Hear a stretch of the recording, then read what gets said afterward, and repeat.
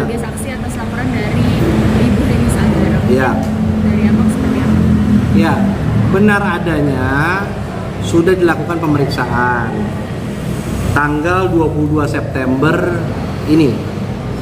Nah, terkait laporan dugaan tindak pidana pencemaran nama baik secara ITE. Secara ITE. Nah, laporan tersebut terkait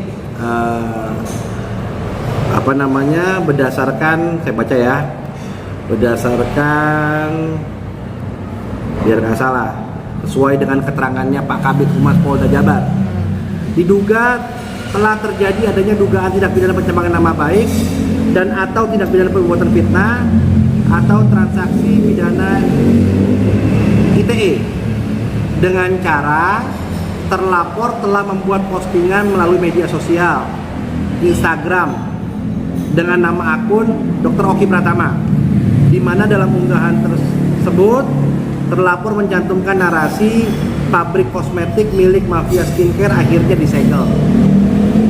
Itu permasalahannya.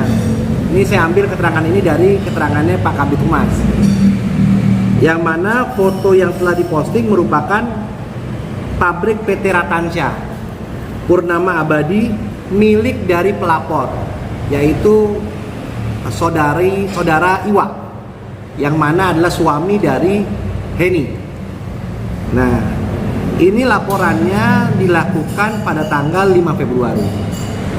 Nah, yang bisa saya sampaikan saat ini adalah saya selaku pengacara Dr. Oki menyatakan bahwa kita kooperatif. Selama ini kita mengikuti prosesnya, kita datang, ya kan? Nah, yang menjadi permasalahan adalah postingan ini sebenarnya yang memposting itu Dokter RL. Tapi lucunya adalah terlapornya dalam lidik. Saya juga menjadi lucu juga. Ternyata ada juga orang melaporkan nih takut-takut juga di rupanya. Ya kalau misalnya memang pelakunya jelas, sebutkan aja nama bahwa itu pelakunya Dr. Oki Pratama. Biar nanti kalau nggak terbukti kita bisa lapor balik. Karena saya menyatakan bahwa ini sebenarnya kerugiannya menjadi lucu adalah kerugiannya ini adalah PT, bahwa jelas dalam putusan Mahkamah Konstitusi bahwa korporasi itu tidak boleh, tidak dapat membuat laporan terkait pencemaran nama baik. Tapi nggak apa-apa, kita ikuti aja proses hukum yang ada, ya kan? Kita ikuti proses hukum yang ada. Kita kalau dipanggil ya kita siap datang. Bang, saat dipanggil BAP, pertanyaannya seputar apa aja postingan? Iya, tanya mengenai postingan tersebut. Karena Dr. Oki juga termasuk orang yang memposting kan collab. Istilahnya itu collab. Gitu ya? Iya, dengan DRL itu kan, collab. Ya disampaikan apa yang diposting sama DRL adalah itu adalah unggahan media. Saya bisa sampaikan ke teman-teman media bahwa ini adalah unggahan media. Unggahan media yang mana sih? Nah, ya kan pertanyaannya kan begitu kan. Nah, unggahan media yang mana? Nah, ini ada semua nih unggahan medianya. Nah, ini saya bisa tampilkan ada RRI. Saya buka RRI aja deh. Ya kan, RRI kan radio. Ini diposting tanggal 4 Oktober, diberitakan tanggal 4 Oktober 2024. Laporan polisi yang tadi disampaikan oleh Kabid Humas Polda Jabar menyampaikan bahwa laporannya 5 Februari 2025 atas kejadian 15 Oktober. Jadi sebenarnya ini dari berita ini dan postingan yang disampaikan menjadi laporan ini adalah postingan tanggal 6 Oktober. Nangkap nggak? Saya ceritain alur nih.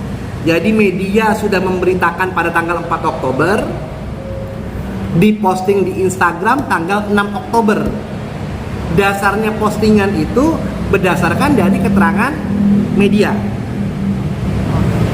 Diketahui berdasarkan keterangan Kabid Humas tanggal 15 Oktober, dilaporkan 5 Februari 2025. Kenapa sekarang baru rame? Nah, ini kan pertanyaannya, kenapa sekarang baru rame?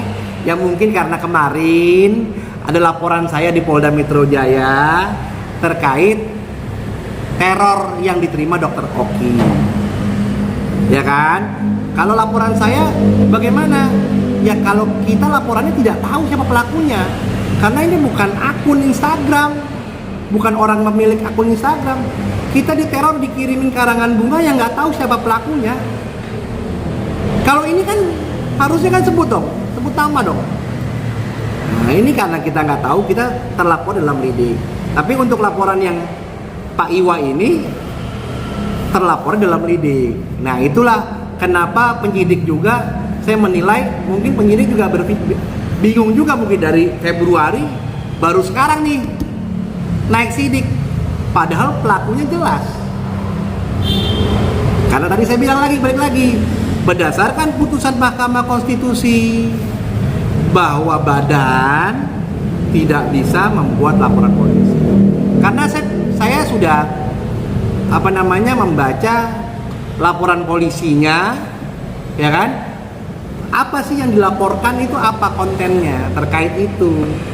Makanya kemarin saya kasih pertanyaan tuh di Instagram saya tuh, ya kan? Kalau lihat Instagram saya kasih pertanyaan, bisa nggak sih seorang perusahaan atau korporasi membuat laporan polisi terkait pencemaran nama baik? Berikan dasar hukumnya. Dan saya sindir karena saya tahu ini pasti bakal diramaikan.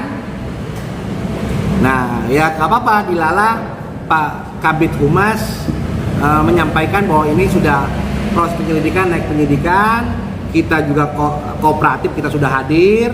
Nanti gantian laporan saya yang di Polda Metro Jaya jangan datang, karena surat panggilan udah dikirim, surat undangan udah dikirim. Senin ini diperiksa. Tapi nggak apa-apa kalau tidak hadir, kan itu kan haknya dari si para saksi yang diduga terlapor ini.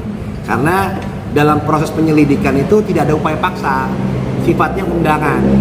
Kalau undangan berhak tidak hadir. Tapi kalau tidak hadir berarti dia mengabaikan haknya dia, rugi dia diri sendiri. Ya, jadi penyidik bisa melakukan upaya selanjutnya. Bang, berarti bisa ditegaskan kata-kata pabrik mafia skincare ditutup itu bukan dari Dr. Oki tapi dari salah satu platform media ya Bang? Iya, ini saya kasih lihat deh.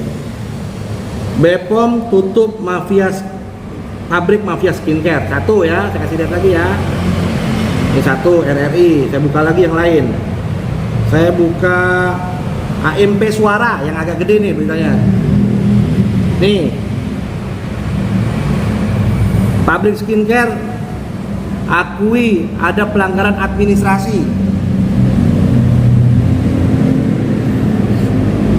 Disegel BPOM ini kan, ini bukan saya ngarang-ngarang nih, ya, saya ngarang-ngarang. Terus mana lagi nih? Nah ini berita daerah nih, liputan Bali. Tadi kan RRI, ini liputan Bali 4 Oktober juga nih.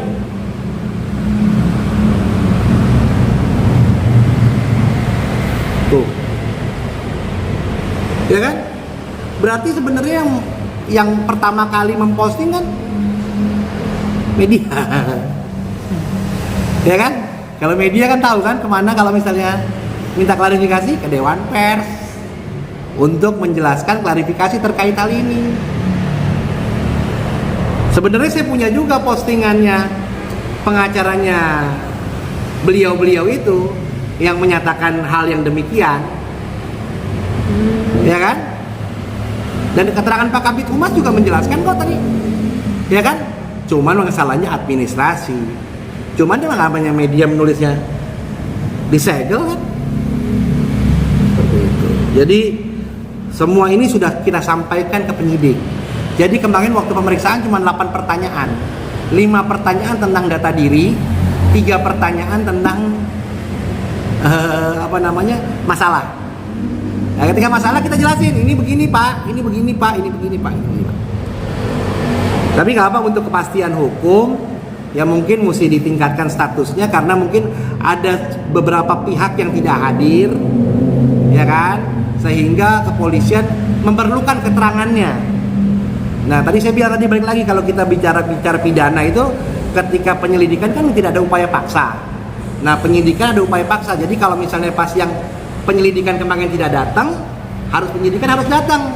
Nah, disitulah mungkin kepolisian mau mengambil keterangan semua pihak, ya kan? Kita yakin polisi kita, polisi yang baik, polisi yang presisi. Jadinya tenang aja, kita berikan kepercayaan, kita akan kooperatif kalau misal diundang sama pihak Polda Jabar. Oh, mungkin ada upaya hukum apa Bang setelah ini naik ke? Gak ada. Sebenarnya kalau misalnya di sini kan yang disampaikan kan tadi Kabid Humas itu kan postingan Oki Pratama, ya kan? Postingan Oki Pratama. Nanti kita akan melihat nih, apakah ini bisa menjadi celah apa tidak. Karena kita berharapnya kalau kita dituduh sebagai pelakunya, saya bisa lapor balik. Tapi kan yang dilakukan pihak sana kan enggak. Terlapornya dalam penyelidikan. Karena nggak yakin juga laporannya, nggak yakin sama laporan polisinya. Seperti itu. Ya kalau saya terus terang aja, kalau kita sudah yakin bahwa ini adalah suatu fakta, ya harusnya bisa digas. Ada respon dari Dokter Oki perihal kabar ini, Bang? Respon Dokter Oki bilang, ya menyampaikan aja. Dok, ada hal ini, iya nggak apa Bang, ya, jelasin ke saya. Bukti-buktinya beliau juga yang kirimin ke saya juga. Dok, waktu bukti-bukti kemarin ada nggak Dok? Ya dikasih lihat. Bang, ada. Nih, ini juga nih. Ini sekelas Kompas nih. Ya kan? Tadi kan kalau keterangan Kabid Humas bilangnya apa? Tanggal 15 Oktober diketahui. Ya kan? Bisa buka lagi keterangan Kabid Humas. Dalam laporan polisinya melaporkan tanggal 5 Februari. 5 Februari 2025 dilapor. Diketahuinya 15 Oktober. Tanggal 13 Oktober aja nih Kompas nih. Penjelasan BPOM soal penghentian sementara. Ada juga ini penghentian sementara. Ada juga penutupan. Nah, jadi seperti itu. Oh. Jadi ini semua ada di media. Seperti itu. Bang, ada rencana mungkin di luar dari proses hukum menyelesaikan secara keluargaan terhadap Oki dan Ibu Heni Sagara? Gini loh, kita kan mengikuti proses hukum aja, ya kan? Kalau bicara musyawarah, saya selalu mengedepankan musyawarah. Tapi musyawarah untuk yang mana nih? Musyawarah untuk yang mana ini? Nah, itu yang jadi pertanyaan kan? Ya kalau misalnya kan di sana terduga itu kan tidak mengakui terkait teror ini kan. Coba kamu tanya deh. Coba kamu tanya, ada sama PH-nya atau siapapun lah yang mewakili dua pengusaha itu. Tanya aja, bener nggak pengiriman teror itu?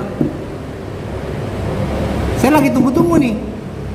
Ada PH-nya atau siapapun mewakili Bu HS, Bu HP, Pak IW untuk menyatakan menyangkal ini semua. Saya lagi tunggu. Atau mengakui. Nah, tapi kalau kita bicara tadi balik lagi ke perkara yang di Polda Jabar, sudah jelasin semua. Bahwa itu adalah Dr. Oki berkolaborasi. Ya, dan itu semuanya dasar dari keterangan dari media. Dan itu keterangan itu sudah disampaikan. Ditambah lagi, saya sampaikan lagi putusan MK. Ya kan? Nggak boleh putusan MK. Sekarang nggak bisa korporasi main asal lapor tuh nggak boleh. Begitu. Udah? Jelas ya?